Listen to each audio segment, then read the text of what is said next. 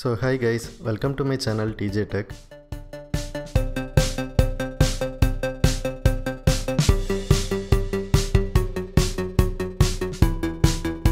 Today we are going to see the unboxing of boAt power bank, which is 10,000 mAh. So they have a box inside a box. I don't know why they did that, but hey, maybe some people like it, right?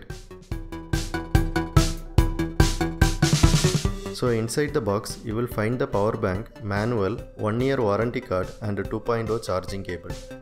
It's a pretty good idea that they keep a warranty card exactly the size of a visiting card with their mobile number as well.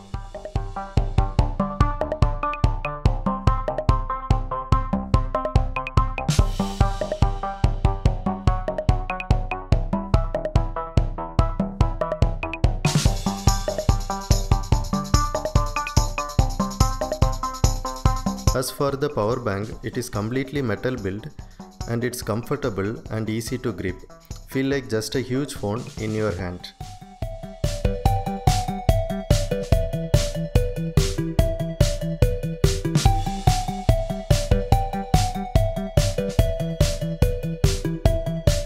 There are two ways you can charge this power bank, either with an USB-C cable or an USB 2.0 cable.